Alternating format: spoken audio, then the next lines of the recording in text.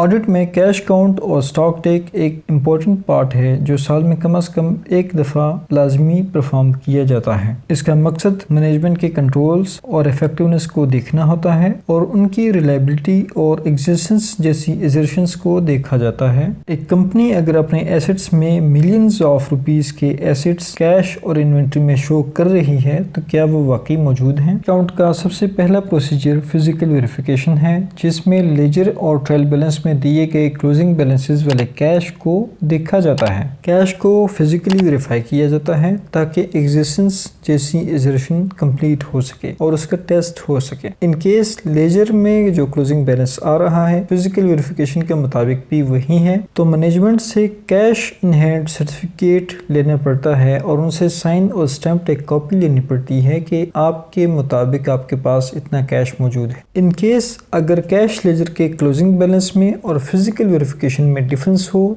तो मैनेजमेंट से पूछा जाए और उनसे एक रिकंसिलिएशन बनाई जाए। अगर वो रिकंसिलिएशन रीजनेबल हो और जस्टिफाइड हो तो कैश इन हैंड सर्टिफिकेट लिया जाए मैनेजमेंट से। के बाद कट ऑफ प्रोसीजर अप्लाई किया जाता है, जिसमें साल के एंड पर होने वाली ट्रांजैक्शंस को नोट किया जाता है और उन पर कट ऑफ प्रोसीजर परफॉर्म होता है ताकि ऑडिट में बाद में आने वाली ट्रांजैक्शंस को नोट किया जा सके और ये अंदाज़ा लगाया जा सके कि कट ऑफ डेट के बाद या कट ऑफ लगाए गए जेवीज़ या वाउचर्स के बाद भी कोई वाउचर्स बने हैं, अगर बने हैं तो क्यों बने हैं। कट ऑफ प्रोसीजर तमाम बैंक अकाउंट्स की चेक बुक्स पर परफॉर्म होता है और उनकी जो सबसे लास्ट चेक इशुएंस होती है उस पर कट ऑफ लगाया जाता है। कैश वाउचर जो दो तरह के होते हैं, cash receipt voucher, cash payment voucher. कोई भी ट्रांजैक्शन जिसमें कैश आ रहा हो तो उसको कैश रिसीट वाउचर के ज़रिए नोट किया जाता है, जबकि कोई भी कैश ट्रांजैक्शन जिसमें पेमेंट कैश के थ्रू की जा रही हो तो वो CPV या कैश पेमेंट वाउचर के थ्रू रिकॉर्ड होती है। इसके साथ साथ बैंक वाउचर और जनरल वाउचर्स पर भी कट ऑफ प्रोसीजर परफॉर्म होता है। बैंक पेमेंट्स भी दो तरह के हैं। इन केस बैंक के थ्रू या बैंकिंग चैनल के थ्रू कोई अमाउंट्स आ रही हैं तो वो बैंक रिसीट वाउचर के ज़रिए रिकॉर्ड होती हैं और इन केस कोई बैंकिंग चैनल के थ्रू पेमेंट्स हो रही हैं तो वो BPV या बैंक पेमेंट वाउचर के ज़रिए रिकॉर्ड होती हैं। जेवीज़ वो तमाम वाउचर्स होते हैं जिनमें एडजस्टमेंट्स रिकॉर्ड होती हैं या booking of income and expenses recording होती है। ये तमाम प्रोसीजर्स कैश काउंट में लाजमी होते हैं।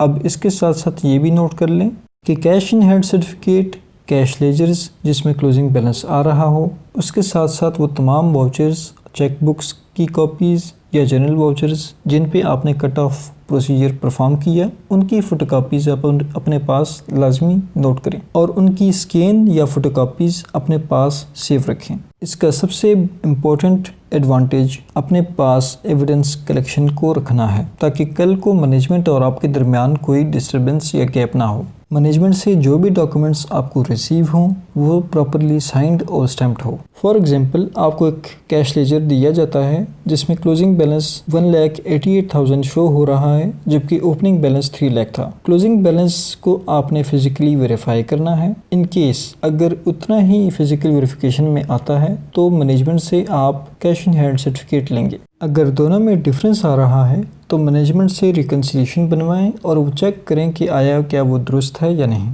फॉर एग्जांपल, आपका क्लोजिंग बैलेंस 188,000 शो हो रहा है लेकिन उसमें से 6,000 रुपया मैनेजमेंट ने फ्यूल एक्सपेंसेस के लिए पे कर दिया है। आप उस फ्यूल एक्सपेंसेस के भी वाउचर्स ले लें और उनको देखें कि वाकई वो एक्सपेंस हुआ है या नहीं। अगर मैनेजमेंट की ये रीज़न जस्टिफिएबल हो और रीज़नेबल हो तो आप कैश इन हैंड सर्टिफिकेट लेंगे। थर्ड एग्जांपल लेते हैं कि कुछ वाउचर्स आपके सामने आते हैं ऑडिट प्रोसीजर्स परफॉर्म करते हुए जो कट ऑफ से काफ़ी देर के बाद बने हैं या उनके बाद के सीक्वेंस के हैं, तो आप मैनेजमेंट से पूछ सकते हैं कि कट ऑफ प्रोसीजर परफॉर्म करते हुए ये वाउचर्स या सीक्वेंस नंबर तो नहीं था। इट मीन्स कि या तो मैनेजमेंट ने आपसे कोई बात छुपाई है या वो नेक्स्ट ईयर से रेलेवेंट है, तो वो उस ईयर के या उस पीरियड के दौरान एक्सपेंस काउंट नहीं हो सकता और आप उनको रिवर्स बैक करवाएंगे। 30 जून को कैश काउंट और स्टॉक टेक जैसी असाइनमेंट्स स्टार्ट होने वाली हैं, तो ये बात जहन में रखी जाए इनका ऑब्जेक्टिव क्या है और ऑडिट में इनकी इम्पोर्टेंस और एग्जिस्टेंस जैसी एजर्शंस को भी कभी ना भूलें। शुक्रिया।